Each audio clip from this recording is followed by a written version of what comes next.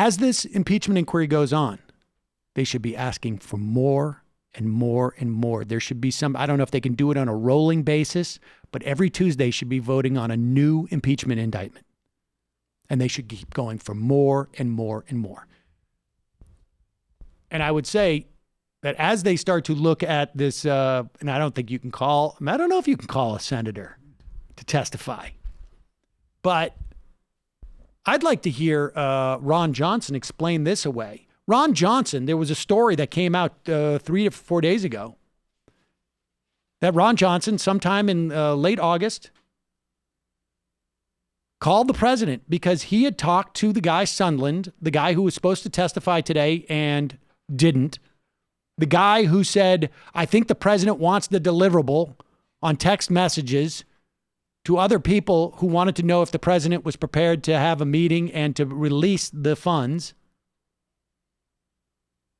So Johnson heard from Sunland that the president's holding up the defense funds because he wanted dirt on Biden. And he calls the president. And then Johnson says, but, because Ron Johnson's not a bright guy. He's just not a bright guy. This is what I've heard from people in Wisconsin. He's just not a bright guy. He must have realized, like, oops, I shouldn't have told everybody that in a Politico story. Ah, geez. But President Trump denied it. So there's that. But here he is. And Chuck Todd is just getting incredibly frustrated because, well, I don't know. I don't know why Chuck Todd's getting frustrated. Maybe he just sort of thinks like, this is, come on, seriously? Or maybe he thinks it's, in his best interest, whatever. I'm happy to see it when it does happen. He vehemently, angrily denied. He said, I'd never do that. So that is the piece of the puzzle I'm here to report today, that unlike the narrative of the press that President Trump wants to dig up dirt on his 2020 opponent, what he wants is an accounting of what happened in 2016. Who set him up? Pause it for 1 second. Okay, so Ron Johnson just said that Sunderland told me that he was doing this, but the president denied it. So that's why I'm here. I'm here to deliver the fact that the president denied it. Because Ron Johnson realized, like, I screwed up. I'm not very bright. I screwed up, but I'm going to try and make it better now. And here I go. I'm going to make it better for the president. I'm going to talk about this bizarre conspiracy theory about 2016. Of what happened in 2016. Who set him up? Did things spring from Ukraine? There's a good piece we've got an oversight letter on from Politico in 2017, where let me quote the article. It says, Ukrainian government officials tried to help Hillary Clinton and undermine Trump. They did so by disseminating documents implicating a top Trump aide in corruption, suggesting they were investigating the matter. Ukrainian officials also reportedly helped Clinton allies research damaging information on Trump and his advisors. There is potential interference. Pause it. Now, I just want to make it clear. Clinton allies. I don't know who that constitutes. Paul Manafort was involved in some very corrupt stuff, apparently, in Ukraine. And so they did investigations on it. But I also want to remind everybody that no one he's just mentioned was a U.S. government official at the time. Not to mention not president. On Trump and his advisors. There is potential interference in the 2016 Let me campaign. ask you this. That's what Trump wants to get to the bottom of, but the press doesn't want to. Ambassador, the people who wrote this article are being pilloried. I'm being called a conspiracy theorist. John Solomon's being called a conspiracy theorist because the press is horribly biased, and Trump and his supporters completely understand that. I understand that a way to avoid answering a question is to attack us in the press. I'm well aware of that, and that's how it works. No, I'm trying Let me to lay ask the you groundwork something that Ambassador Volker said. Let me tell you what Ambassador Volker said under oath, and I'm curious if you share this concern. Ambassador Volker said this. I explained that I believe that Mayor Giuliani continues to have a negative view of Ukraine based on assertions of actions that happened in 2016, and that this viewpoint is likely making its way to the president. Were you concerned that Rudy Giuliani's disinformation campaign, sort of Ukrainian propaganda campaign, was negatively influencing the president's views of the current Ukrainian president? Well, certainly the reports, not only from Rudy Giuliani, but from Ken Volkel out of Politico and John Solomon doing some pretty good investigative reporting. Now the Washington Post is attacking him, undermining him. All that information, we have never got the answers to those questions. Chuck, I want to get to the truth. I'm not here defending the president. I'm not here to denounce him either. What I'm here is telling you my piece of the puzzle here, giving you my honest assessment of what I heard, how the president told me repeatedly in the May 23rd Oval Office visit, on the phone on the 31st, the reason he had very legitimate concerns and reservations about Ukraine is first, corruption, generalized, it's endemic. We all know that. And then specifically about what kind of interference in the 2016 election. Wait, this was not the clip where he went off. There's a point in this where he went off. We don't have it. Seems pretty lit. Oh no, there's a point where he goes off. I don't know where that clip is, but he's about to pop off. Oh yeah, no. He goes off big time on him because this story is just a joke. Paul Manafort was not framed. Paul Manafort was not framed. Here, let's pop this one up. Do you not trust the FBI? You don't trust the CIA? No, I'm just very confused here. Absolutely you don't trust not. either After of those Peter Strzok and agencies. Lisa Page. Okay.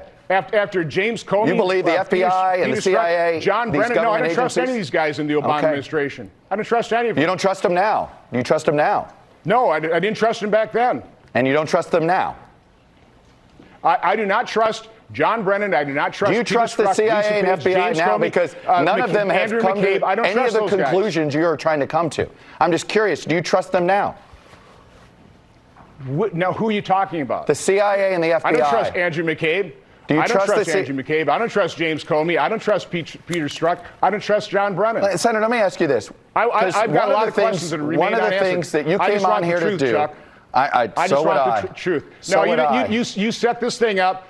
Totally biased. I could never really get into the full narrative. We don't have enough time to go through all the things I can talk about in terms of because you came here and chose to bring up something about Lisa Page and Peter Strzok with something incredibly biased that I would never be able to get the truth out. Senator, I don't know why you just came on here to personally attack the press and avoid answering questions about what's happened here. Because of your setup, Senator, it's pretty clear.